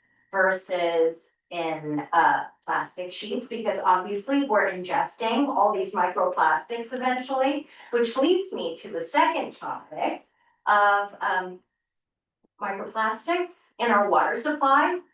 Currently, I don't think it's being measured. So we have no idea how much microplastic is in our tap water. So it's like, we'll find out like probably 20, 30 years from now, but I don't know if there's a request that we can ask our city council members to be like, we should start measuring this stuff. It's showing up in our fish. It's probably in our tap water with all of the antidepressants, that are already in there. So that's number two. Number three is, you guys know how in Europe, the sirens are at a different decibel level? Oh, yes. They're much lower. So in Asia, And they can be heard. it's only in the United States And and in in Europe. a pedestrian city like New York. Yeah. I literally have an anxiety attack. Also, because I live right next to an ambulance deployment place. I'm like, I don't understand why it has to be this way. And I did have a conversation with somebody at Botcher's office, and one of the things he mentioned was that it's because that more and more now, cars are very insulated with noise cancellation. And so it has required all of us, the sirens to be louder so cars would adhere to it. But I'm like, why do us pedestrians then have to suffer and lose our hearing, which incidentally is like one of the main reasons people launch into dementia, is because they can't hear. So anyways, I'm like the Chetty Cathy tonight. Those three issues. I just wanna second you on the last one. I live on 8th Avenue, on the 13th floor. And 8th Avenue is a corridor for the ambulances going north. I don't like your explanation. Cars are too insulated and we have to be noisy. And if this community board were to, there've been some members of the public at our community board that have made noise about, sorry, didn't mean a pun, that have made noise about the noise in the city. And the sirens that you're talking about are a major part of it. If we can figure out how to actually deal with that, that would be wonderful. Yeah, I love that idea Microplastics. too. I The just want Department I love it. Environmental So the- Protection does have noise cameras and is looking at noise enforcement, and that might be Yeah. part of, it might be worth having them. And also, I hate answers that really don't mean anything. Well, because the cars are insulated. Well, so what does that mean? But don't they also have sirens that are supposed to kind of generate more of like a vibration that you like physically feel? Well, I wouldn't want that either. Gotta have something. Well, You have to lower it, that's. Just lower it, And I can't believe the cars wouldn't hear them. And to me, that, I don't know, I'm not a, They hear it on the- engineer, I don't know, it's but it like- sounds to me like a ridiculous, well, because the cars are better insulated, they won't hear. I don't know if that actual testing has ever happened. Who can we When they ask do to sirens, talk to us? different decibel levels, see if they can hear the Like car. Roberta said, I think it would be DEP. Well, DEP is certainly about microplastics. Well, they also have noise monitoring and they've been doing noise cameras specifically, in certain areas within the district. DEP in there, because you talked about decarbonization, full accountability, that's DEP, right? No, maybe not, no. Well, if you're going But- to do sirens and you're talking about the level of noise, so you can do like a fire alarm, where you have blinking lights, so if they can't hear you, they can see you.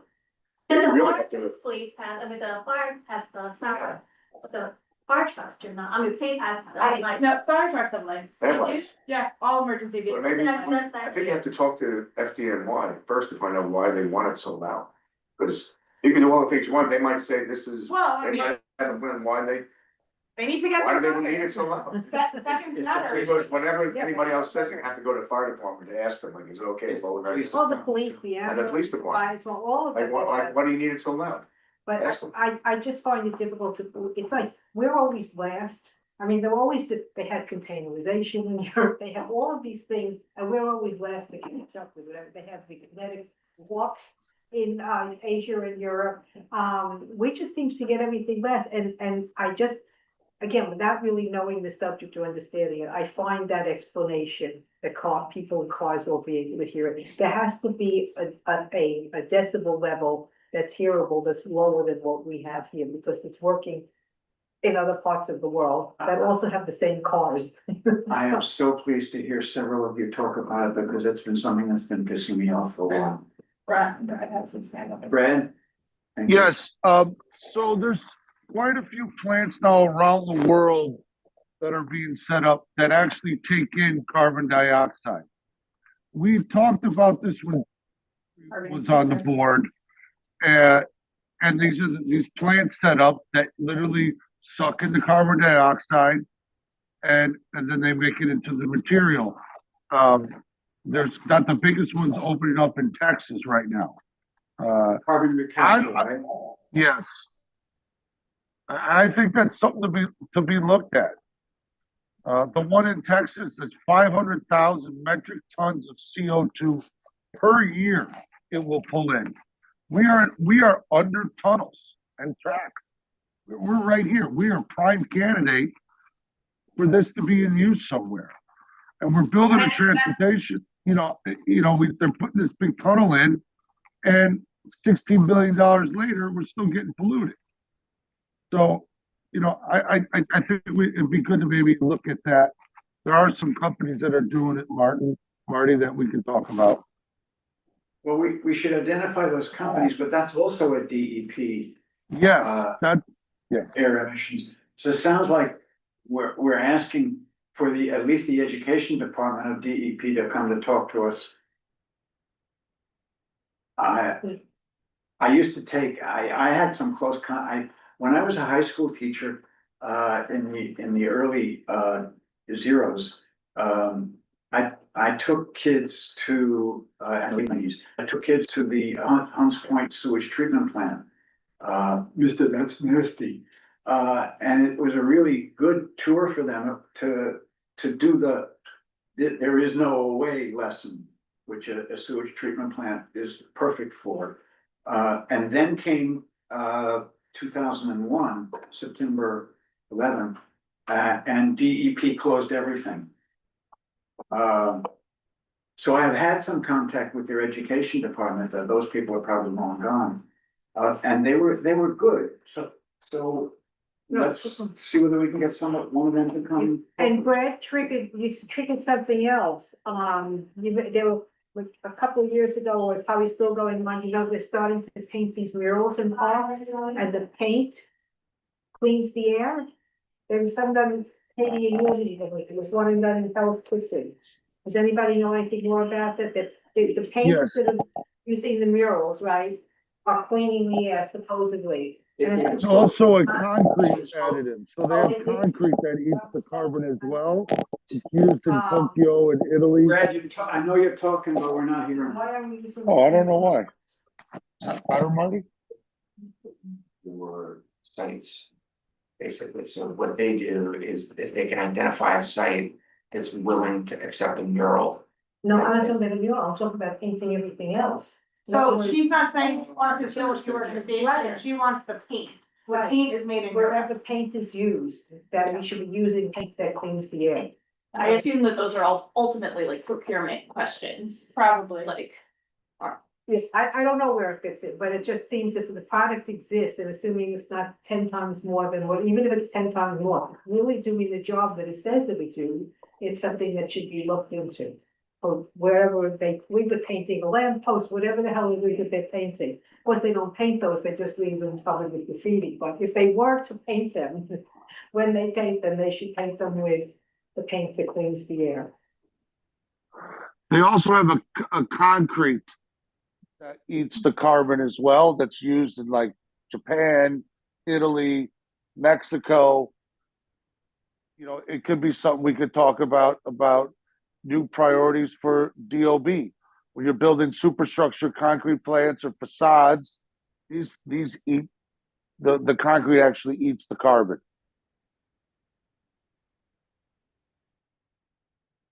Something else we've talked about in the past that cause I know I brought it up years ago, was that we have absorbent concrete as we repave roads. That all the pavement is absorbable for runoff. We've talked about it many Porous times. pavement. Yeah. Porous pavement. Yeah, Yeah, my previous understanding is that because it's been such a big thing with like the flood zones, is just simply the extremes of our temperatures and make it difficult for us to ultimately have permeable pavement. It doesn't like the lowest of the low, and it doesn't like we can get up to like 100. And that is what I have been told before. I am not saying that that will always be true, but that was the last I worked with this, in this space, that was what we had gotten, as why we had not done more widespread permeable pavement, particularly in areas that were very prone to flooding. so in areas where it's used, it's more, a more level, climate, climate, yeah, like it's not the extremes from one to the other. Well, that kind of makes sense, I think. Yeah. But it also, technology changes, so Right. is that still true? Will that be true in the future? That's a good question. My note is, we should have somebody come talk to us about sustainable building materials.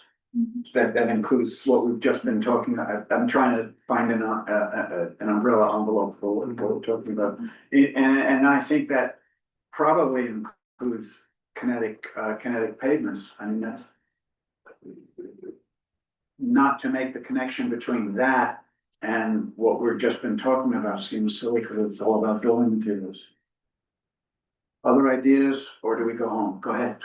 Two, they're kind of big picture-ish. Of course they are. Required very, I mean, it requires a lot of heavy lifting, but I think 2026 should be a year that I know we're dependent on EDC in many respects, but I would love for us to develop a functional framework for the funding that we're getting from the transportation hub and set a goal to deploy some of that money into the community to offset some of the environmental impacts of both living next to the tunnel, right? Or all of the transportation hubs that we have in our district, and coming up with a framework to deploy some of those funds to help offset the environmental impacts that all of these transportation hubs have within our catchment. I'd like you to help us a little. That's an absolutely important idea, and we had thought that the community fund should be doing something like that. And we got pushback on that kind of stuff. Nobody knew exactly what it meant. Okay. What is the environmental mitigation that could be done to deal with all this traffic in this area? Well, I think no one really wanted to talk about it because first we had to figure out the framework of how the funds would even be managed and dispersed. And that seemed to have a lot of legal questions that EDC still needed to figure out, and we have yet to. So I think asking EDC for an update on the fund and what's going on with that is something we should do. You know, aside from the new terminal project, what's going on with this money that has now been collected for 2 years and is just sitting there? When can we start to use it? Because shore power keeps getting pushed back, so we should be able to use the funds to mitigate the environmental issues as they were. Is it designed interest bearing account? Probably not. What was the second?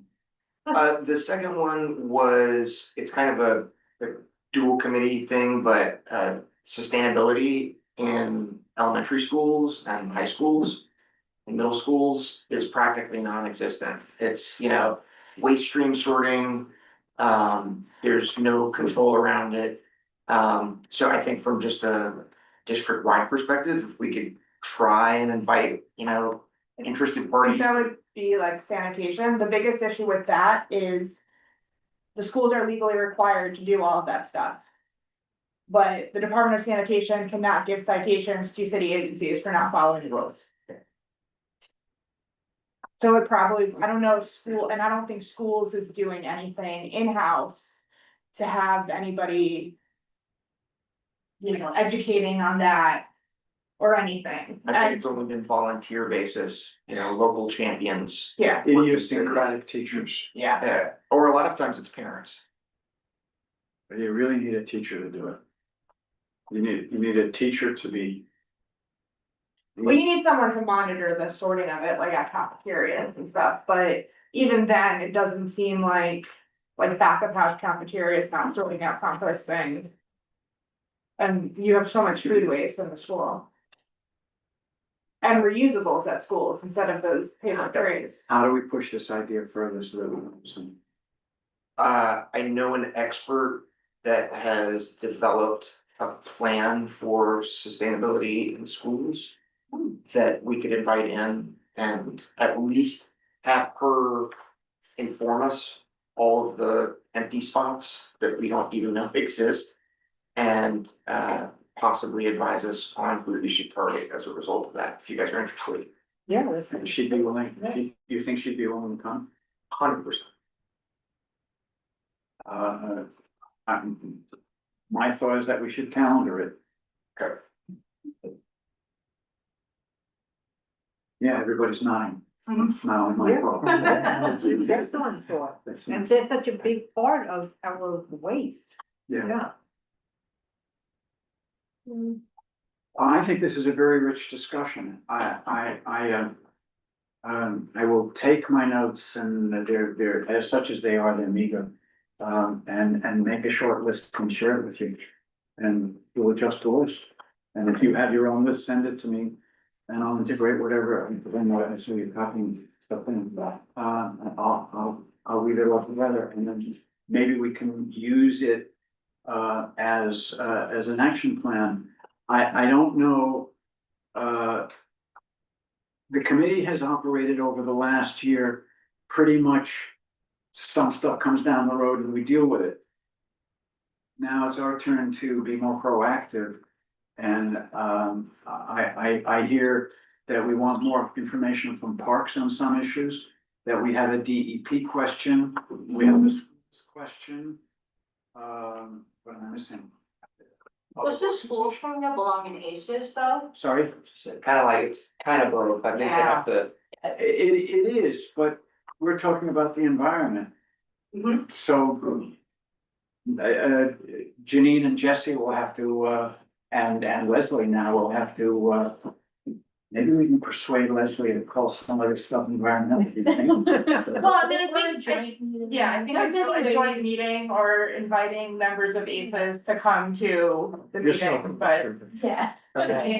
It does fall mostly under the sanitation environmental umbrella. It just happens to be at schools. Yeah, and we have sanitation too. We just didn't add the D, I mean, the S. Yeah. So we have some identification of people that we wanna have come speak with us. Can we do sustainability in schools right away, or do we have to ask, whether we're allowed to do it? What do you think? I mean, ultimately, I. Call your friend and find out if she wants to come in, February. And if she doesn't, ask her if she wants to come in lunch. And I can check with Anna on her availability for like the possible, like the Office of Circularity. Absolutely, check for March and February and March as well. Yeah, let's not schedule 6 for the same night. No. Yeah. That's, I mean, It's that's just where, coordinating availability and other things. I'm sure EDC will be back. Yeah, because it's very nice to end by. Yes. I very much do not want 11 o'clock meetings. That's nuts. I know you're second. No, I have, one new business thing. It'll take like 2 seconds. We're off the brainstorming around the new business. Is that right? Yes, I wanted to just announce, in case you did not see it, the State Department of Transportation has been conducting mobility and safety studies for Route 9A. This is 59th to the Battery. It is the Greenway. They had one meeting, I think this fall, but they are having another one next week. I believe it'll be virtual and there may be an in person. How are you involved with that? I've just someone told me about Okay. it, in the government. That's good. That's good. No, but I thought you would wanna know, and other people might wanna know too. So there is a public meeting, I will see, we can send this out, send it to. To the committee. Yeah. Send it to us, Yeah. You see, one of the things about the transportation hub is they're going out 600 feet. Yeah. And I understand if they go upland 600 feet that they're interfering with 9A. But maybe that could be included in the plan. I mean, it's a study, so, you know, they can Yes, so study anything. what is it, what So, is yes. the stuff, what are they introducing exactly? I got lost. So they are studying mobility and safety on Route 9A. Okay. And so that That's the one I'm includes interested in. like Yeah. driving and pedestrian and cyclist activity Right. throughout that 9A. That includes the bike path. It might include the solar lights on bike path, who knows? And I was at the last workshop virtually. They collected feedback from people who live and traverse 9A. And the event it's gonna be in Battery Park City on January 14th. That's Wednesday from 6 to 8 p.m. And it was super, the first one was really interesting, all sorts of people giving it feedback, you know, kind of working off of one another, and then State Department of Transportation taking that feedback. And, you know, we've even heard some feedback that might be appropriate for that event tonight. So if you are available, I recommend attending. We can send out information via email, also share it with others on the board. That's more. Right, yeah. Yeah.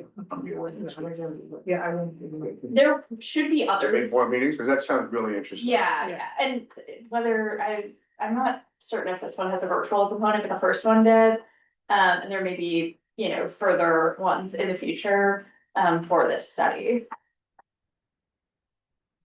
Anybody who goes there would report to the committee about it? Yes, I think I Question? should be there. Yeah.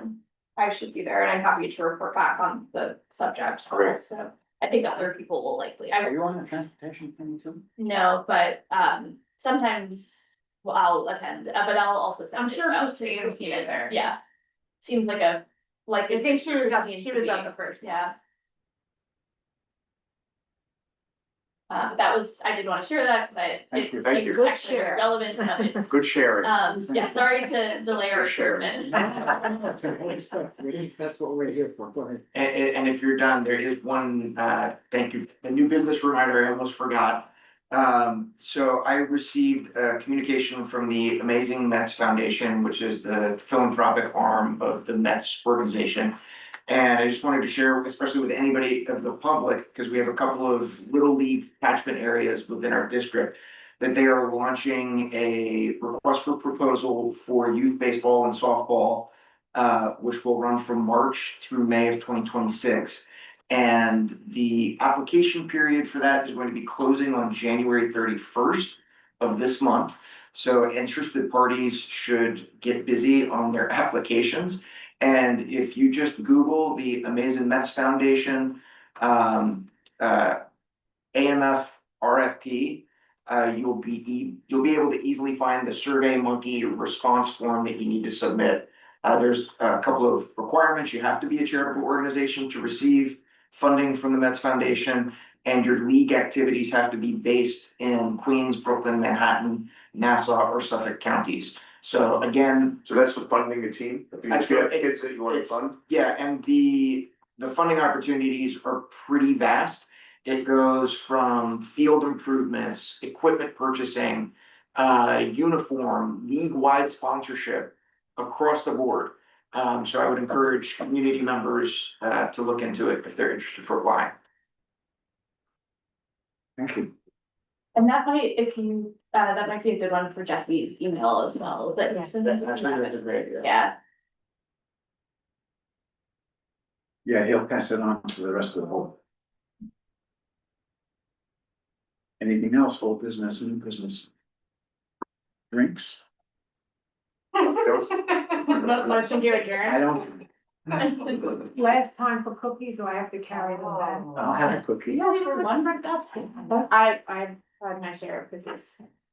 So have I, that's why they. I would second the motion to adjourn. Motion to adjourn. Awesome. We're done. One of the advantages that my wife and I talk about all the time